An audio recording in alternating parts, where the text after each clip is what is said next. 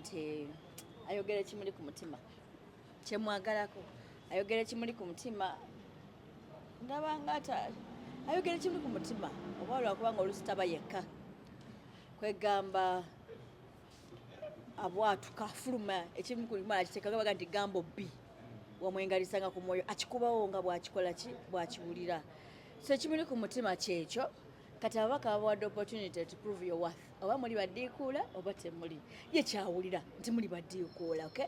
Era baddiikuula bamuwerekera bagenda ne bazina naye ne beesiba ebisanso ne beetikka ebina bamuwerekera balaba n'abatunulira bakitawe n'abasekerera kwegamba kyekimuli ku mutima kati ababaka omupiira bagubakubye mu kifuba mukakase muli baddiikuula oba temuli okitegeera abantu bye balaba ate si yekka abantu bangi bye balabanga ababaka abalimu olw'obwaddiikuula bangi bwe balaba temusobola kwogera kirala ne muyisa kirala wano juzi President Museveni taata w'omukulu oyo yavuma ababaka n'abajjolongwa n'abalaga tebalina ke bali n'abagamba balidde bajeti ye balidde enguudo baliki olw'okubanga bakyusizza ne bayisa bo bye balowooza nti abantu bye baagala ne bagaana ebibye ababaka ne bayomba enkomo ne batakuwa kiteeso ebyamwe biyite oba ebya Museveni bitanga ebya Museveni biyite kati wataddiikuulu baki kwegamba kyalaba kyekiri ku mwoyo that time President Museveni yakomayo budget n'abagamba ababaka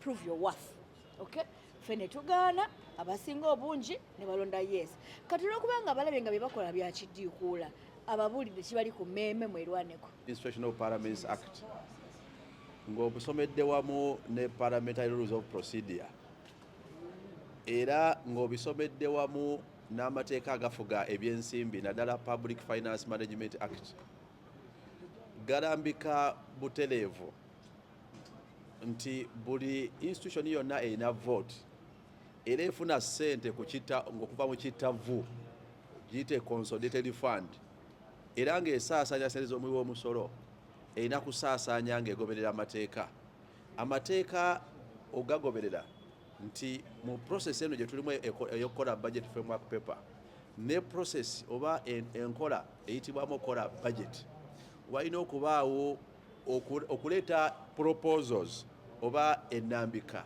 n'ebiruubirirwa gavumenti mwesuubira okusaasaanyiza mu buli sekita omuli ne sekita nga ensaasaanya y'ebitongole byaffe ebyokwerinda nga UPDF kati mu kifaananyi ekigazi yenna ali mu office eyitibwa Chief of Defence Forces aba avunaanyizibwa butereevu wamu n'accounting officer okubanga baapiyalinga obanga balabekako eri akakiiko ka Parliament konna akabaka beetaaze mu nsaasaanya yaabwe n'empulaninga y'okusaasaanya ssente z'omuwi w'omusolo so bino tebiriimu personality era njagala okuwabula Cdf Muhoozi bino abyawule tebifaanagana kubeera mutabani wa Museveni ebyo bibye teri amuyise nga mutabani wa Museveni tebiri byakubeera nga nti oba oli Jeno ebyo birala teri amuyise mbya Jeno wano bwe bakusamoninga nga Chief of Defence Forces oba akulembera eggye ly'eggwanga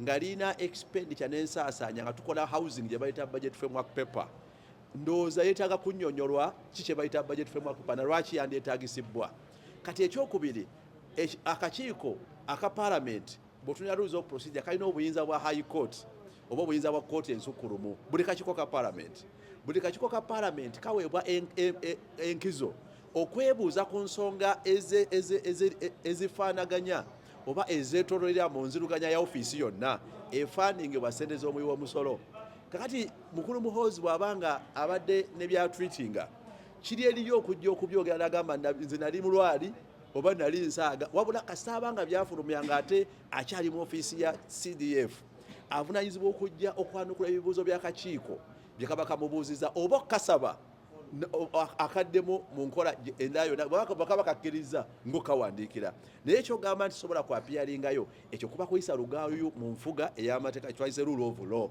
kubanga parliamentary committee erina obuvunaanyizibwa erina right okuba nti esobola samoninga omuntu yenna ate mu samon of course n'akakiiko bwe kalabanga casual invitation eganye nekutukajjukiza nti kawandiike mu butongole tutandikirawo ffenna okubanja okwapiyalinga kwa any member kuba bwe kaba kawandiikidde omuntu yenna ng'alina okwapiyalinga akakiiko kalina olukusa kati okushuwinga ng'ovudde ku summon oba okudimandinga yenna eyeetaagibwa akwatibwe aleetebwe mu kakiiko. So teri ali waggulu w'amateeka. Immunity eteekebwawo mu mateeka eweebwa muntu ali mu ofiisi ya head of state ali mu ofiisi ng'eya president yaweebwa immunity. Omulala yenna omuli ne Muhoozi asobola okukwatibwa n'aleetebwa mu kakiiko. So ekyenkizo wano ebigambo byonna ebikozesebwa okuvoola n'okuyisa olugaayo mu kakiiko nga kabadde kakola omulimu gwagwo oguli mu mateeka nga kati for example akakiiko tekaba na nsobi yonna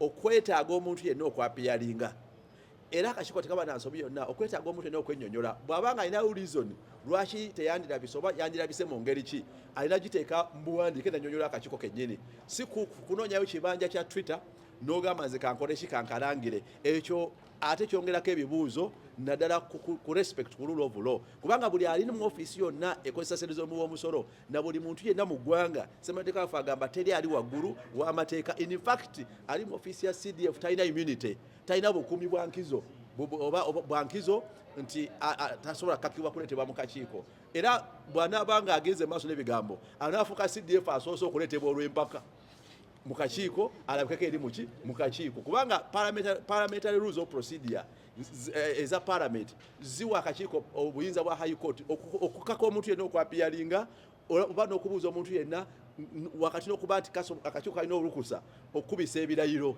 naye ng'ate reason okukubisa ebirayiro. So ensonga ezimuyitisa nti one mulimu budget framework paper gye processinga probably mulimu ensonga ez'enkizo ez'expenditure eza UPDF. Ekyokubiri akakiiko bekazuula awawo ensonga eziyitira ebbali kati nga byabadde atreatinga of course birimu ebibuuzo kimukakatako okujja okunnyonnyola oba yali asaaga oba ddala byatisatisa kati nga Bobi Wine nti agenda mujjako omutwe nti Besigye agenda muhanginga nti waliwo omuti gwagwalinza omuwanika kalabba jukira yakulya amagye ate ne kooti evunaana kati nga Besigye nayo yamagye. Kati baba yogedde ebigambo akakiiko kaba katuufu okufunamu interest negamba naye jangu otunnyonnyole bino obadde otegeeza ki bwe bibanga bituufu bya ddala dentudde akakiiko kasobola okwekenneenya ddala amagye ne operation zaago naddala ng'ezo ono zayogerako zitaalinga kuba n'abazze teboogera ku biri ate ye ayogera ku biri kati aba alina okujja substantiating. Otherwise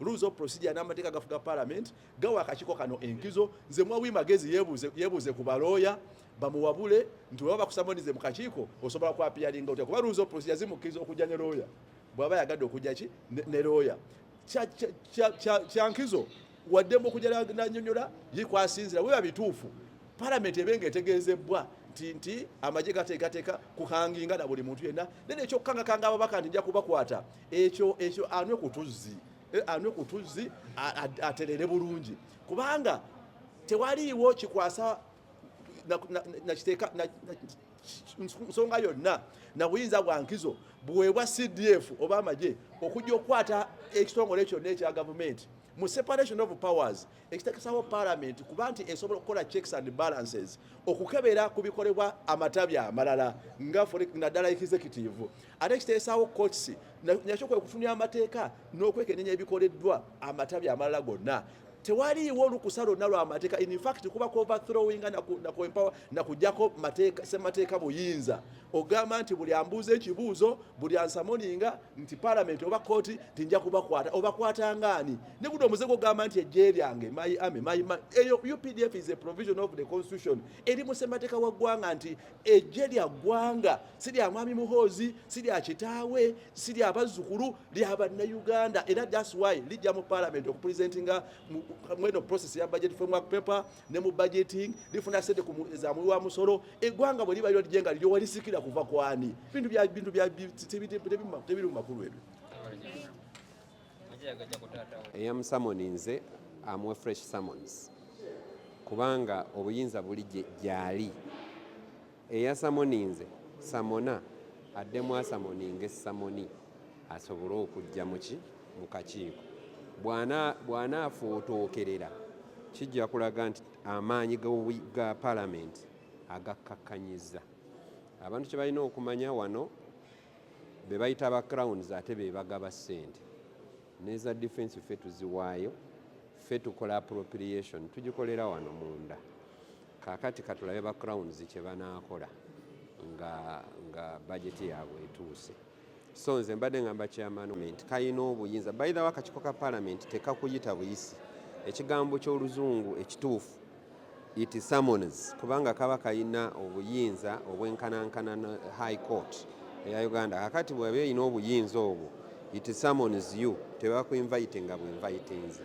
Kati he was summoned, let him appear and substantiate where necessary, all throw light where it is needed, all answer questions as they will be put before him. I don't see the problem. Ministry budget.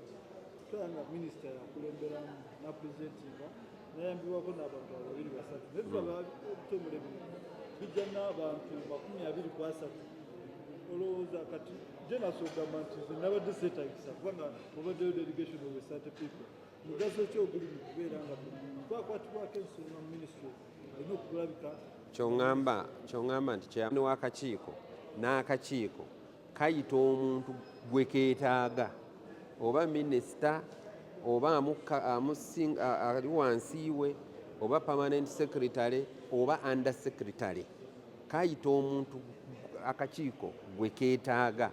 Kati mu ndowooza y'akakiiko mu magezi gaabwe ge bakozesa baalabye nti omutuufu ow'okuyita ye akulembera amagye.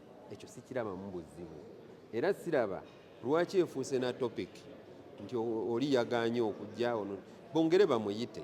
Emirundi egisaana okuyitibwa mu rules bwe ginaggwayo era rules zirina kye zigamba banaakozesa rules ezo okweggyako ekizibu. Naye nze amagezi gempa chairman w'akakiiko tafootokerera bw'aba yamuyise amuyitire ddala, tewaliwo nsonga lwaki tajja kubanga tali waggulu wa Uganda, ali munda mu Uganda. Ate munda mu Uganda mulimu amateeka agafugamu, ate amateeka ago nago tugayisiza wa. Ate bano abayisa amateeka ate be bagaba ssente be bakola appropriation. Kati bw'oba ogoberera amateeka olina n'okumanya nti abo ate be bagenda okulaba nti bajeti yo eyisibwa wano mu parliament. Mulimu abagamba nti okusinziira ku mukulu yayogedde n'engeri gye yeeyisaamu parliament n'ababaka abamu baati. Well, I want to say Rule 208 of our rules of procedure gives Parliament special powers, especially the committees. So what the Committee on Defense and Internal Affairs did was within the rules of Parliament, Rule 208, that gives it special powers. Number one, may call any minister or any person holding a public office and private individual to submit memoranda or to appear before them to give evidence. That is A. B, may employ qualified persons to assist it in discharging its functions. May call or invite any person to take part in the proceedings of the committee without the right to vote. Shall have the powers of the High Court. In fact, Rule 208 D says the Committee of Parliament shall have the power of the High Court. 1, enforcing the attendance of witness and examining them on oath, affirmation, or otherwise. And then you look at F, is very interesting. It can cite any person for contempt of Parliament. Now that is what the rules say. So what Parliament did, what the committee did, it did that it was within its powers.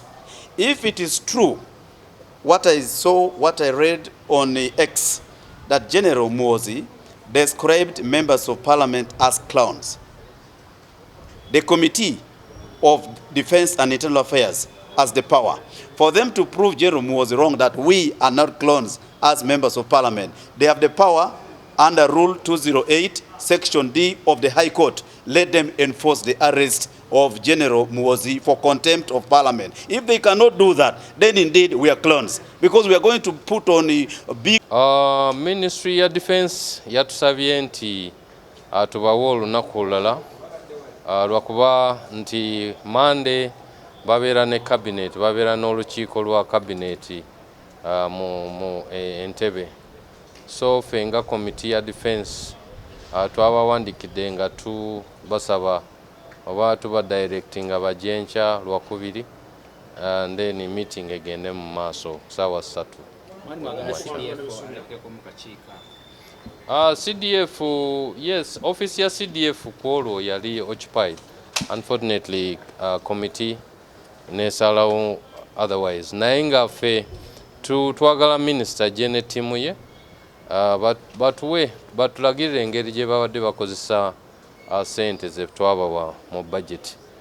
Ffe oba CDF oba deputy aze tetufaayo, just twagala minister ajje then batunyonyole batubuulire ki kye bakoze mu ssente ze baabawa mu budget eno gye tulimu.